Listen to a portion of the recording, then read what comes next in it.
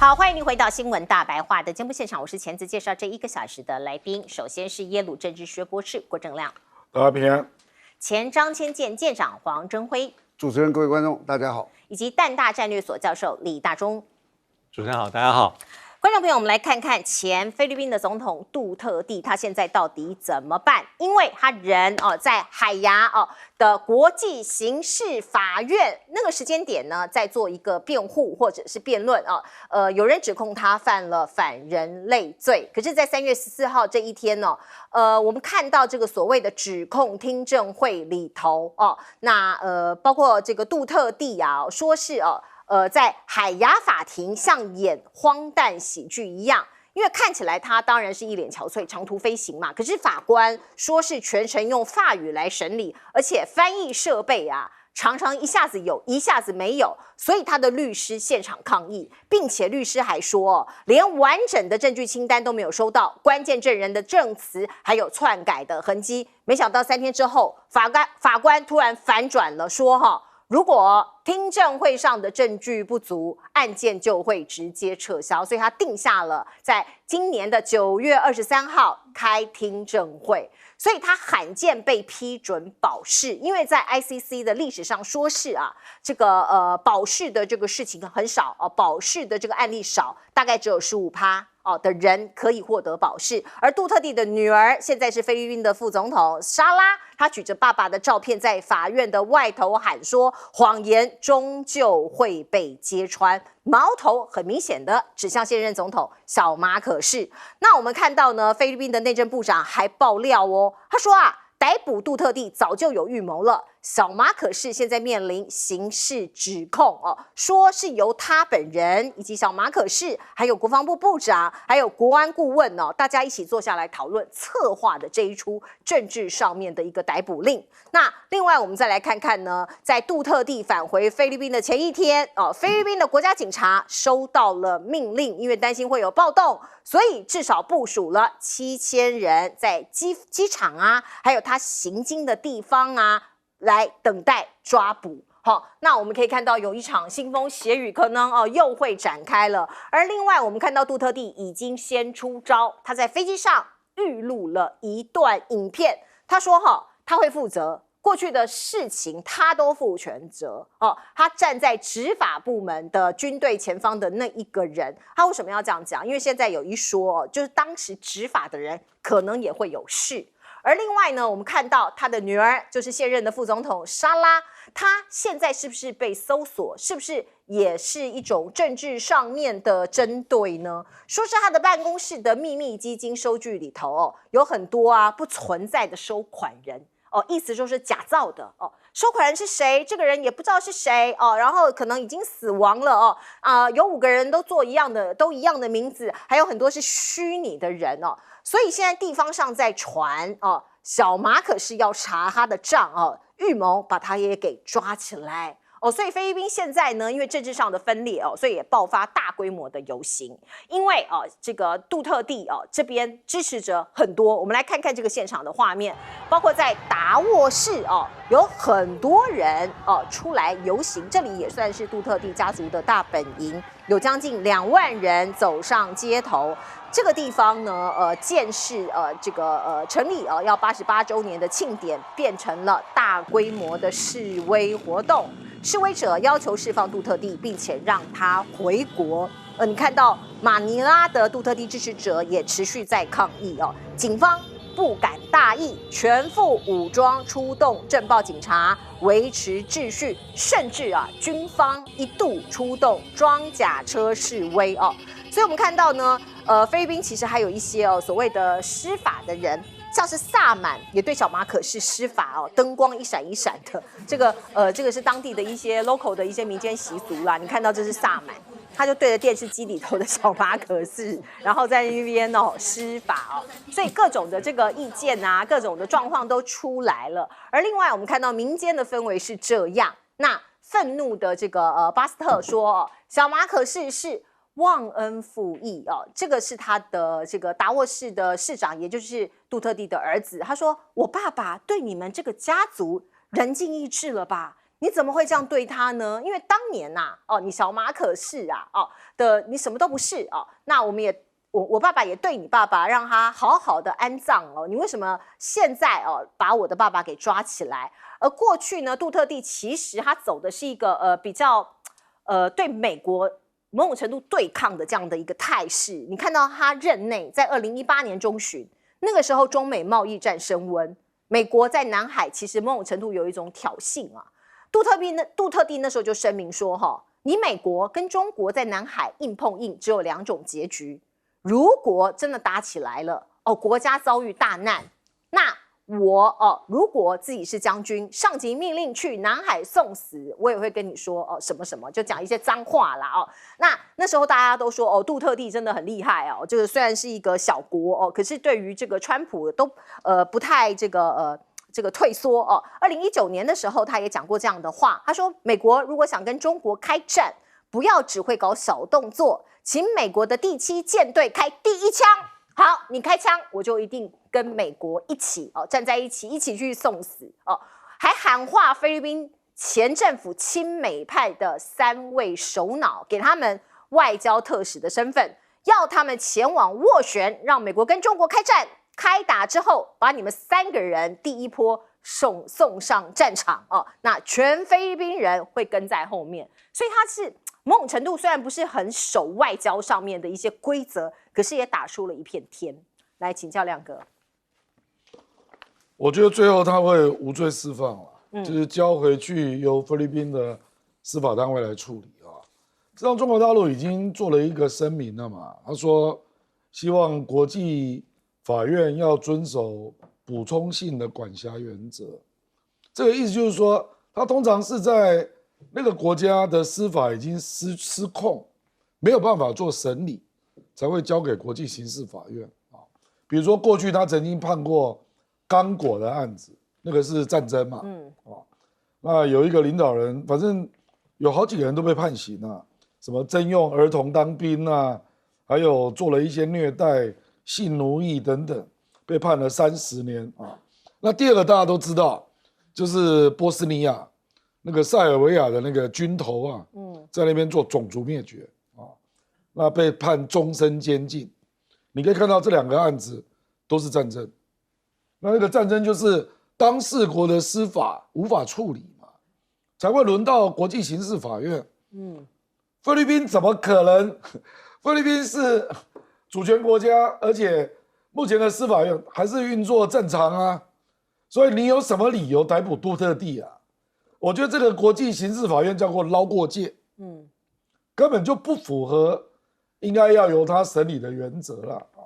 所以我认为他也在找下台阶了，所以就说9月我们在审理了，那根据事证再来做判决我认为大概就是放人因为坦白说，杜特地犯的罪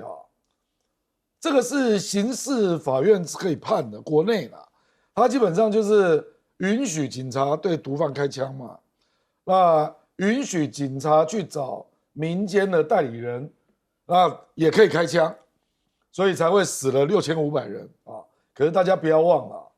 他这个极端的反毒措施得到民间的极大支持。他卸任的时候，他是2016到2022他卸任的时候民调是81%，81%菲律宾卸任总统没有人像他这么高，排第2名的是罗姆斯才65他是81%你面对这样的人，你用国际刑事法院审判，完全不像话嘛。你除非你就回来菲律宾，然后由菲律宾就是同样小马可是那个警政单位提供的那些证据来找嘛，看有没有杜特地直接下令要把某人给干掉，这个就跟办黑道一样嘛，就你是不是有介入了等等不然我认为这个要论罪真的不是那么容易，而尤其是菲律宾是一个主权国家，司法体系仍然完整，没有理由由国际刑事法院越俎代庖这个完全说不通我认为他如果硬干那他在国际上可能会引起很大的争议人家就会说，那为什么纳坦雅胡你不敢抓，普京你怎么不敢抓专门欺负弱小国家，是不是？对不对？你这是什么规则呢？那纳坦雅胡在加萨杀了多少人？也是他命令啊，不是他亲自杀的，也是他命令啊。那杜特地大概是6500人，你怎么不去以色列抓呢？所以我觉得这个完全说不通啊。大钟老师，对，我觉得这个事件从头到尾还是有很明显的政治操作了，就是这个政治斗争菲律宾的2大家族。为什么这样说？因为其实这个事情还是要跟这个杜特地他6年总统任期的一些做法有直接的相关就是他对毒贩、毒品深恶痛绝，而且他觉得名气可用，而且老百姓的确是很支持他。那重点是在2018年的时候开始 ，ICC 的检察官开始调查。当时杜特地是总统，他也动作很快。2019年他说：“那我就退出罗马规约这样子你就没有所谓的管辖权。”但是 ICC 的意思是说即便你退出但是在菲律宾你还在这个罗马规约的这个期间之内，我还是对你有这个管辖权。所以重点到了这个所谓的后来的这个小马可仕总统。那小马可仕当然一开始是跟杜特地的女儿是这个结成同盟分别去选总统、副总统。那开始的时候，我想是跟杜特地是有个默契的，就是说这个事情不会把你送上国际法院。所以小马可仕是从哪时候开始说话的这个方式改变？就是从去年年底因为整个去年前年其实已经开始跟萨拉杜特地有非常多一些争议，很多事情。因为有一说一开始是小马可仕想要修改宪法，那修改宪法就是为了2028年总统大选做铺路。那当然这跟过去双方的默契是不同。然后开始呢，双方就是恶言相向，然后开始查副总统办公室的账。所以最厉害的地方是开始推动所谓的这个弹劾。那弹劾就是造成萨拉杜特地无法忍受的一个关键的导火线所以这个事情闹到目前为止是不可开交。那再加上说2028年的这总统大选之前，今年5月就是一个前哨战，包括说参议院12位议员，众议院的议员，还有地方政府的首长、副首长。所以在这样的状况之下，所以小马可仕很明显他反悔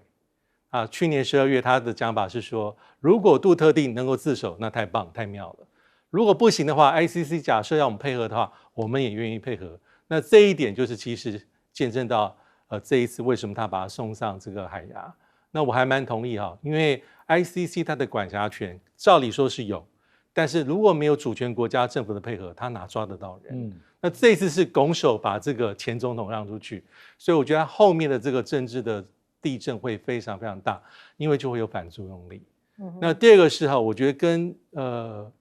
国际的角色我觉得稍微少一些，但当然我可以知道这几任总统在对于中国大陆的态度有非常重大的不同。从一开始的这个艾奎诺3世非常的亲美所以说南海仲裁庭就他的任内之下做出来的。后面有当时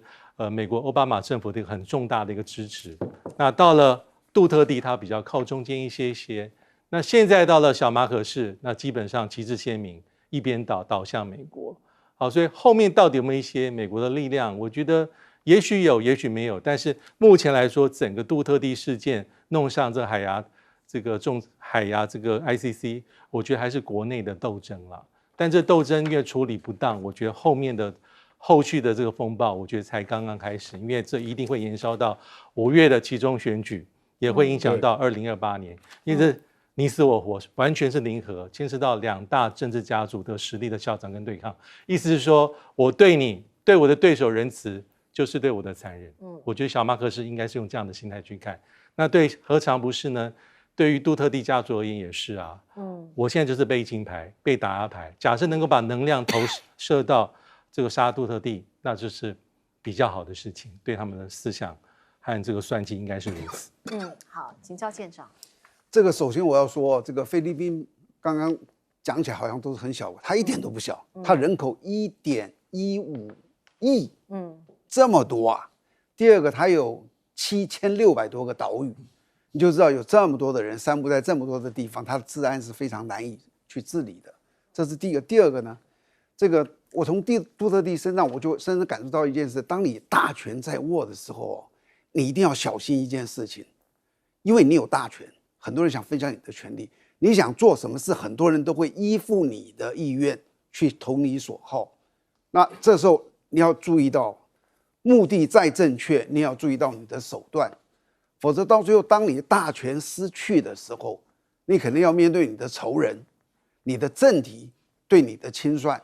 我觉得像好比说柯 P 就是一个很鲜明的例子。接着就是看到这个杜特地这里，那我也研究了一下杜特地的他这个事情。杜特地一开始是达沃市的市长出来的，现在达沃市的市长是小杜特地嘛，是他的儿子。他在当初当市长的时候呢，他就严厉的打毒，当时就有一个叫做达沃行刑队，就是一个不走正常这个法律程序的，他在抓到人，他可能就把他枪毙了。这中间有很多的是游民，是弱势的族群，反正就被他们这样子杀掉，大概杀了大概1000个人。那时候他只是一个市长而已。那接着他当这个总统的时候，那权力就大了，扩及这么多，那这个打击犯罪这个毒啊，是再正确不过的，全世界都会给你鼓掌，但是你就忘了那个程序是你要去遵循的。你抓到这个人说他是一个毒贩，你有没有经过一个审判？然后你最后，我记得，我到现在都还记得，当杜特地刚开始在当总统的时候，我看到一些新闻说是什么，你知道？说杜特地自己拿了个手枪会上去把人家给一枪给他毙了。当时的新闻这是存在的，你知道吗？所以我对杜特地这个人印象非常之深刻。我的想法就是说，我的天哪，世界上有这样的总统吗？我问你，像刚刚亮哥说他们在他当总统期间有大概6500人死亡嘛？你去上网查，保守6500，多的是3万呐。这中间我问你，有没有人是假借这种打击贩毒，行私人之这种叫做报仇也好，或是干什么的也好，我不信他通通都是对的，你知道？如果他通通走过一个合法的程序，这个时候当然他都站得住脚。可是当时真的很多是没有的。所以最后我要说一下，你认不认为他是有罪的？你叫我判断，他真的有罪。当时我对他印象非常之深刻，你们不妨回到那时候去追查一下那些新闻登的他什么东西，然后要证明他有罪是很难的。你以为说传闻说是他，传闻归传闻，你的证据在哪里？现在这个民主法治社会一定要有证据，所以这很困难。但是我可以肯定的是，菲律宾的政局会非常的动荡，这个国家会越来越乱。没有错。当时杜特地在当菲律宾总统的时候，大家印象超级深刻的。不过他的民调高也是事实哦。看起来这一场政治上面的大闹剧、大分裂还会继续下去。而另外我们看到这个国际社会的持续动荡，来源当然就是川普总统。我们看到过去2个国家巴蒂巴蒂，美国跟加拿大现在势不两立。而过去加拿大跟着美国一起抗中，可是现在有一些反作用力来喽。像是加拿大的菜籽期货受到中国大陆的关税的这个影响加拿大的这个所谓的期货单周已经跌了12%，这个是菜籽期货那过去当然2个国家很友好，一起做一样的事，可是现在可能加拿大的国内的政策、对外的政策都要改变了，新的总理上任了学者就说可能你需要跟中国的关系也要改善。这是来自于加拿大的一个学者叫罗伯逊。好，他说你要走出2国因为孟晚舟事件还有所谓的间谍事件你要去做一个和解那不然美国如果单压美国，可能未来加拿大的这个对外的政策啊、贸易啊都会有一些不好的后果。而另外我们看到呢，民间还有官方对美国的仇恨或者是厌恶显现在一些例子上面，包括您看到的安大略省有一个第2大城市密市那现在也宣布拆除美国的国旗，本来街头都有啦，都有美国国旗，室内的设施的美国国旗，现在都把它拿掉，改悬挂巨型的加拿大国旗。好，那另外我们也可以看到这个新任的总理叫做卡尼他在跟川普打交道的时候，也寻求跟欧盟、跟欧洲国家来结盟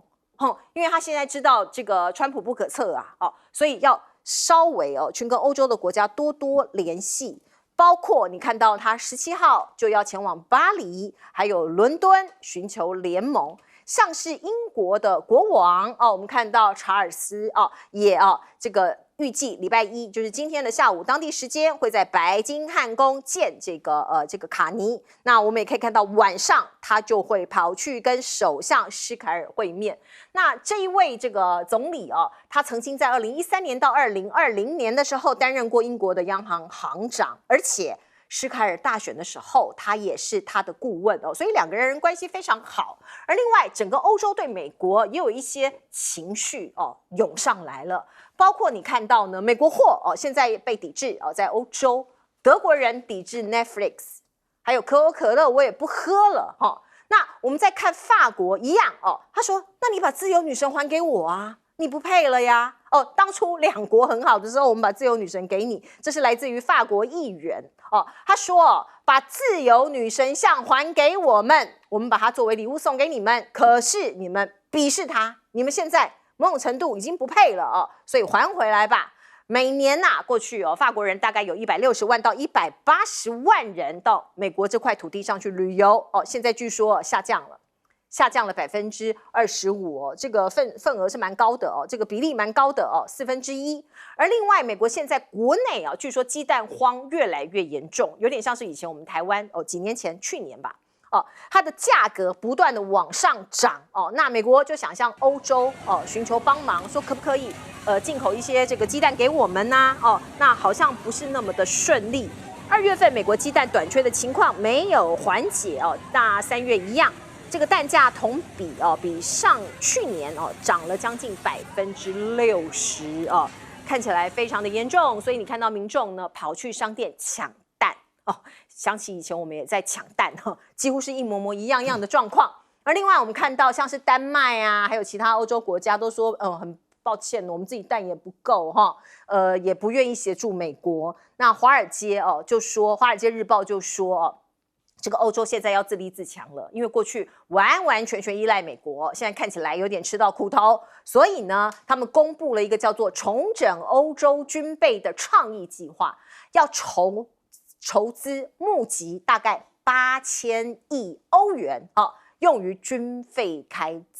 支说是可以促进规模经济然后刺激民用行业的创新军工业可以再起飞那另外我们看到欧洲向右转，不是1天2天了其实蛮久的。可是现在美国的马斯克还有范斯很右他们助攻所以欧洲恐怕遭到各个击破，他们要跑去欧洲去游说这些人那另外我们看到卢比欧国务卿他说美国可能在加征税后展开贸易他在对部分国家加征关税之后，再跟这些国家展开双边谈判。我先把你提高20%、30%然后我们再来谈有利于双方利益的新贸易协定非常的特别。那另外经济学人也说了，亚洲盟友各国都在想，是不是要转向什么战略呢？美国+1大家都跟美国好没有错，可是我还要+1，分散风险嘛，鸡蛋不要放在同一个篮子上。来，亮哥。我觉得欧洲各国那个对美国的正面态度下降，主要还是俄乌战争并不是关税啦。美国跟欧洲关税打来打去，那几乎每年都有的。可是俄乌战争真的非常明显比如说北欧国家是最挺乌克兰的那现在丹麦对美国持正面态度只有20%，这个难以想象瑞典只有29%。那德国32%，法国34%，这些都是很明显支持乌克兰的那英国因为是 Anglo-Saxon 对美国持正面态度还有37%可是本来比较不支持乌克兰的意大利还有42%，西班牙还有43%，所以我认为主要是俄乌战争那就觉得川普实在翻太大了那这个。尤其是现在，如果还是民主派的人执政，那个落差会很大。那至于这个川普的关税，这个题目难以分析了。我们下礼拜来讨论，可能还是一团乱，因为它跟那个九品芝麻官那个方唐镜一样啊，一下跳进来，一下跳出去，一下跳进来，一下跳出去，连美国联储都不知道怎么分析啊。Rubio 也这样啊。不，我的意思就是说，他真的是乱成一团。连美国的投资人都因为这样，股票莫名其妙就掉了10%，恐慌指数大涨。然后高盛重新评价，说未来搞不好3年都有熊市的机会啊。这个在拜登任内哪有这种舆论？这个就是他自己搞出来的嘛，就是一下这样，一下那样，一下那样，就不知道你到底要干什么。然后4月2号我们知道要公布对等关税，是。现在很多国家税率高的都怕了要死，我们台湾还好，我们台湾是6.5%，韩国13.4%啊，韩国现在怕了要死，印度17%，所以我们台湾就阿弥陀佛，他不要分项了，分项我们就完蛋了，比如说汽车啊、农产品，那台湾就完蛋了。那如果看总税率，那我们台湾在亚洲算低的哦，日本是最低嘛，日本大概3.5啊，中国大陆7.5，我们是6.5啊，所以我们真的不知道他要干嘛。比如说台积电都已经1000亿去了，结果后来那个阿斗还是要救啊，那晶片税到底要不要科？不知道，给人家感觉好像也要啊，就你永远都不确定嘛，那你怎么弄呢？所以我觉得川普这一番操作，其实对自己很伤啊。就是我看了一些指标啦，包括对投资美股的信心，还有美国中小企业对未来政策不确定性，都是飙升，每一个指标都飙升啊。那谁也不能够回答问题啊，连财政部长都不一定代表政府，就川普一个人啊。你就要每天都在注意他的 True Social 又写了没？又贴了什么？又贴了什么？然后这个人又给你搞到很晚，就是这样啊。那每天都要注意，那就翻来覆去，翻来覆去，而且他下手都很重。比如说，他就说我要对欧洲的酒科200%，那一看就知道是针对法国，对不对？然后，连他那个白宫发言人讲话也越来越凶啊，说要针对日本的稻米。你怎么可以给我增700%？那个是日本人的心肝宝贝你跟日本搞到稻米的话，我看自民党跟你没完没了还有韩国，他针对韩国的牛肉，那也是韩国人的心肝宝贝啊。所以我觉得他真的把世界弄乱了。所以现在就是只能等待，看他到底要做什么，然后再应变，是这样吗，老师？我觉得完全都是个动态调整。上任到现在差不多2个月，但是可能初1、15月亮不太一样，就是他动得很快。初1、初2，初1、初2，不用到15，初1、初2就不一样了。所以我觉得对欧洲来说，到底是不是一个觉醒的时刻，或是一个欧洲觉醒的这个时间到，我觉得还不一定啊。因为我还蛮同意刚才，目前为什么感觉欧洲包括一些民意啦、政治人物对川普有一些不同的意见。第一个当然是俄乌战争，因为这就是180度大转变啊！明明去年还在大领大家有钱出钱有力出力，那现在第一个要上谈判桌的变成是川普。第二个，我觉得还是关税还是有些影响的，因为让欧洲国家开始有点同仇敌忾，就是矛头对我。第三个，我觉得还是有点这个价值观跟理念。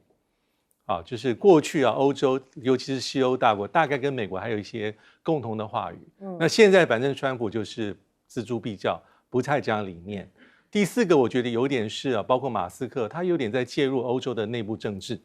过去的美国总统、美国政府对这些议题是非常谨慎小心。那现在他可以直接去帮某一个政党加油打气。那其实对于一些欧洲的国家是有一些忌惮，会有些感冒的。我觉得这是第一个。第二个那个加拿大现在的这个卡尼总理，因为还不太知道他到底能够执政多久，因为他现在是少数，是很有可能随时会被这个保守党再也会提不信任案。不信任案过之后，很可能还是要再选一次。但我觉得有趣的地方是因为目前来说他的重心是在对付因应川普的压力。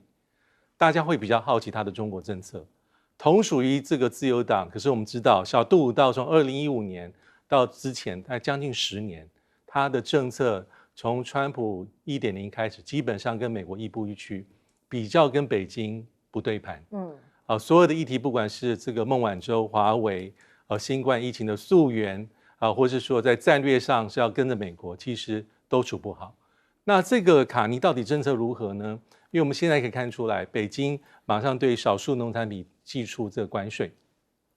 其实那是为了这个对等了，因为主要是去年在拜登任内的时候，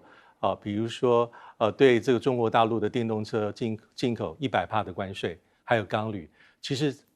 加拿大是完全呼应美国的做法，所以这一次北京的动作是有点在回复，在一点是反制，但未来如何，我觉得这里面还是有些变数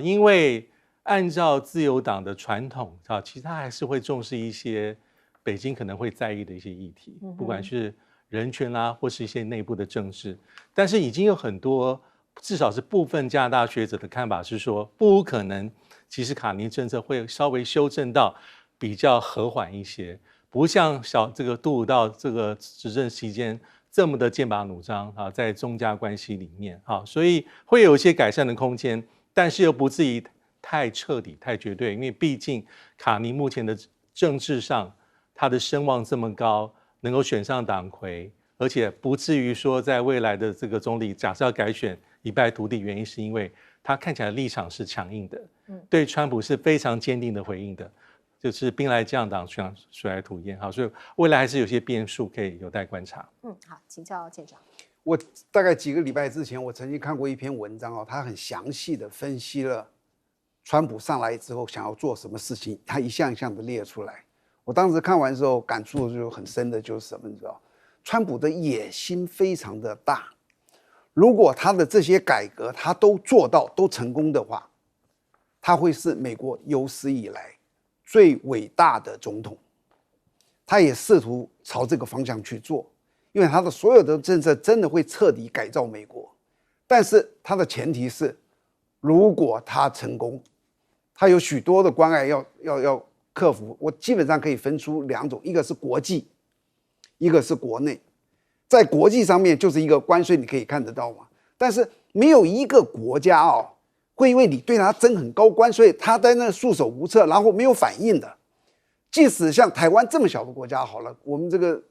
关税跟他来往，如果我这样讲，如果台湾今天这个政府决定要硬点了，好，你要征我台积电的这个晶片税，对不对？我这个晶片本钱是100，我就是100，你征100%变成200块，那是你们美国人的事情，你们美国厂商要买就来买，不买就拉倒，不然我这100块我就卖到别的国家去，那你要还是不要？我可以坚持这样子。那你说我们这个双方的这个，就是台美双方的这个贸易那个逆差差得很大，就是你争起来，当然我们是这个不利的，但是你别忘了，除了打关税战之外，你怎么争我也怎么争你之外，我可以禁买你的东西啊。这政府一下子凶起来，好比说我们现在的能源很大一部分是从这个美国美牛、美猪、什么玉米什么的。台湾政府我完全不从你美国进口，我从别的地方进口，这些都是他的一些手段。那为什么台湾不行呢？因为很简单，我们的安全要靠美国。你敢跟他这样子对打，我们的安全实际上会受到一些威胁，这是一个。然后接着这是国际，对不对？所以你可以看得到他有很多的关爱，但是美国是一个大拳头，全世界都是一个小手指，厉害一点的像什么德国可能是一个大拇指，只有中国是一个小拳头。所以美国在国际中的形势还是好的，但是回到国内我可以告诉你，那才是他真正最困难的地方。为什么？因为他要打击的是叫做深层政府。你知道美国这个国家太富强了，这么长久以来，它的整个的政府的体制膨胀到什么地步？如果你去真的了解之后，你就会发现很可怕的。每年浪费多少公帑？举个例，像我们军中说的这个上将，台湾的上将编制是3星上将有7个，你知道美国4星上将有多少人？40个，这个差好多。那你说美国编制大，但是你对不起，再大，3军的陆海空就3个，参谋总长就一个，你就知道他实在太大了。所以川普想要把它浓缩，不要浪费这么多的钱，方向是对的，但是我可以告诉你非常困难，因为你会挡到一堆既得利益的人的利益。没有错哦。所以川普最后会变成英雄还是狗熊，不知道。要先活着，要先活着。还有包括 Elon Musk， 这个未来才知道。不过我们先来看看这个科技战，美中的科技战还在打哦，有可能哦，继华为之后，美国人要封锁 DeepSeek。那我们看到这个是美国的 OpenAI 向白宫提交了一份报告跟政策的建议，说 DeepSeek 是另一个华为所以美国政府应该对中国的人工智慧给它彻底封杀。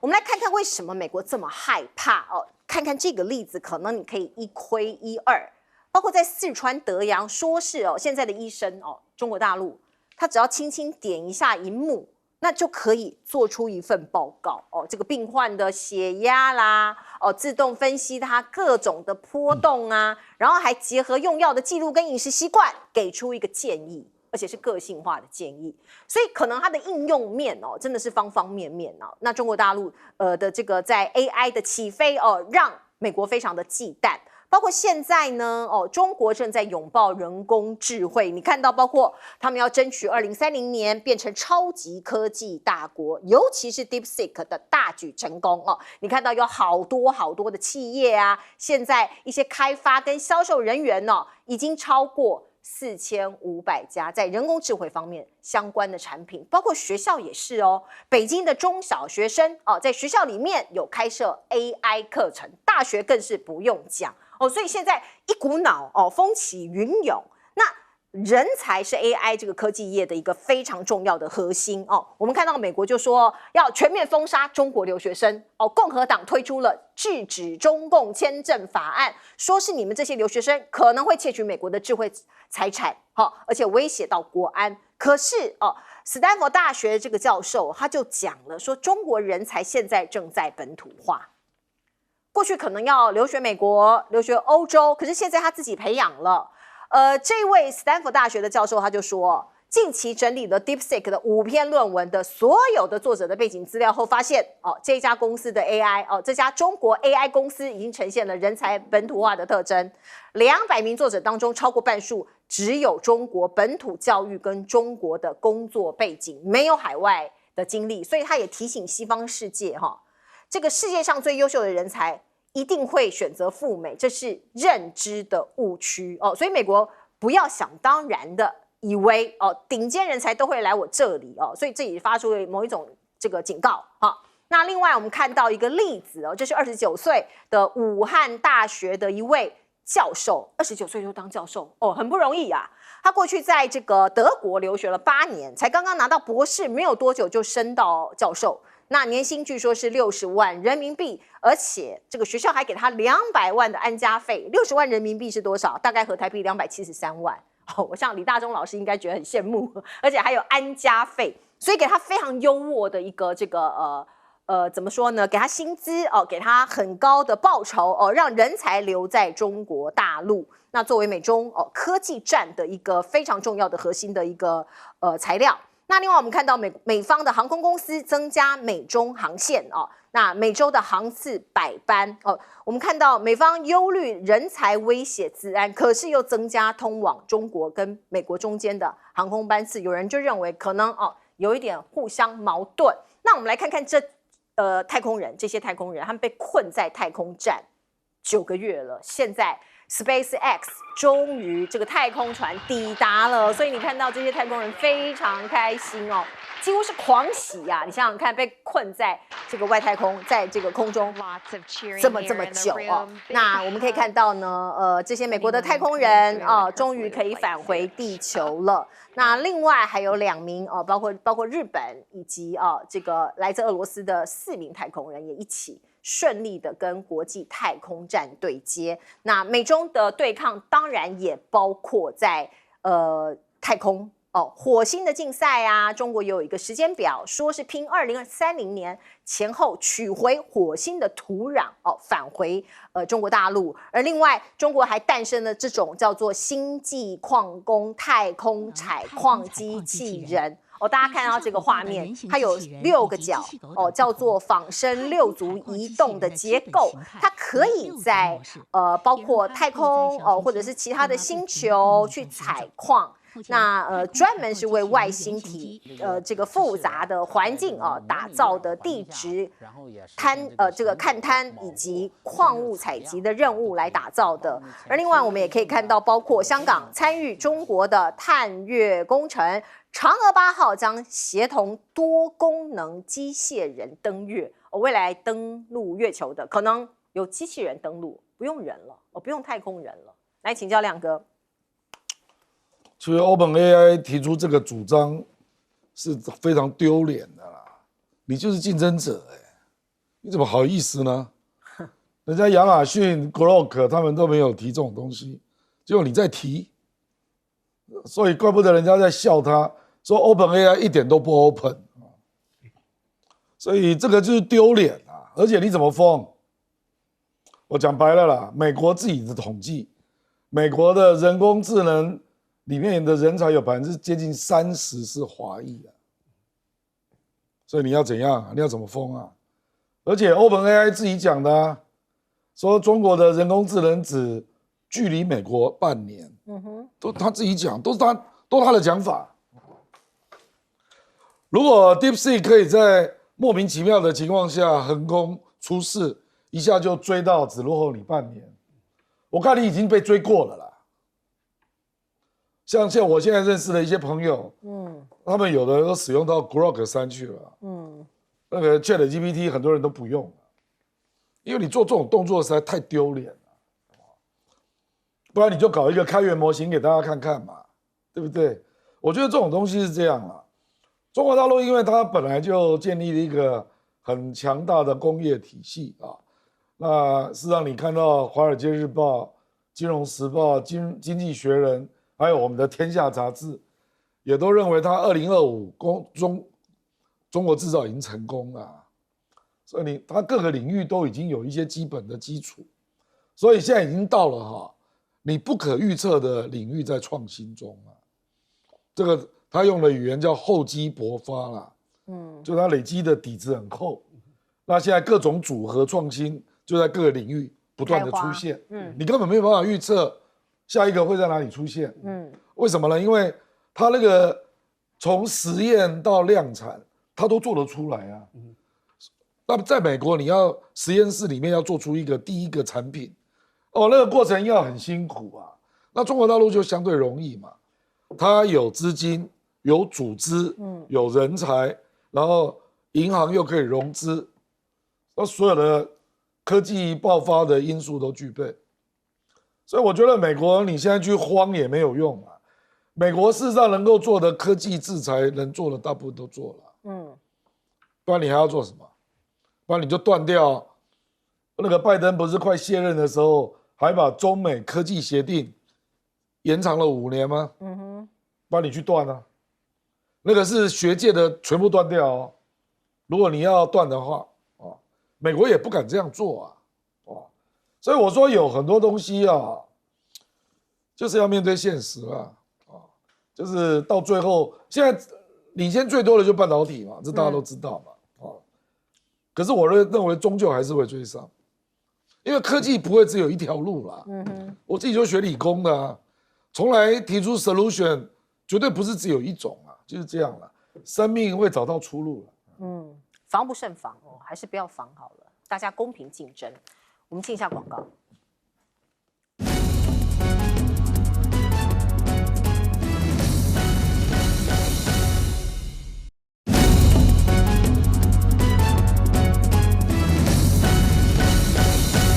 好，美国的 OpenAI 建议白宫封杀中国的 DeepSeek， 这个有帮助吗？来问问看。我觉得现在美中的这个科技竞赛应该已经到军备竞赛阶段，因为非常白热化。上天下地到外太空，到 AI 各个领域其实都是。那其实这1、2年我们可以看到一些美国自己的评估哈，包括去年也有美国的专家，还有企业这个CEO 讲说，这个中国大陆距离我们的距离可能是从2年到1年。那今年大家应该还有印象哈，白宫所谓的这个科技顾问萨克斯他说可能这差距只剩3到6个月。当时他的评估是说，为什么会这样子？原因是因为企业你自己不知道，对手已经这么快的逼近你。第二个，他把原因归罪于拜登。好，现在什么事情都可以归罪于拜登。拜登任内很多做的是管制，而不是鼓励。哈，就是要跟中国大陆正面去做出更多的竞争优势。这是第二个。那第三个，其实我们可以看到说，以太空领域来说，当然是如此。因为我们回顾一下哈，在冷战结束之后，其实美国太空总署其实有一阵时间里面包括美国的国会议员或是一些精英都认为说，好像没有必要再把这么多的经费投注在这个领域里面，因为我们没有什么太重大对手。好，所以有一些反反复复这些投资上上下下。但是与此同时，我们可以看到中国大陆过去几十年其实它投资是很持续的。我们一直讲说它的太空计划有三步走。第一个要造的是有人太空船，第二个是这个太空器的对接，还有太空人的舱外的行动，第三是国际的这个天空站，慢慢都在做。那现在做的是探月工程，还有未来还有火星的探测计划，所以做的来说是非常非常的成熟。那现在就要看美国的政策有没有办法尽最大的努力去做投资。那以刚才所讲 NASA 而言，我们可以知道，川普他其实很快就任命所谓的这个 NASA 的署长，应该就是马斯克的好朋友，也是亿万富翁，也是民间首次这个太空漫步的人。但是他同时也做一些政策，把首席的 NASA 太空科学家裁掉，因为他的方向不正确，在做气候变迁，还有 DEI 也裁掉。所以我觉得未来还是一个很长期的马拉松，值得有再进一步的观察。好，我们进一下广告。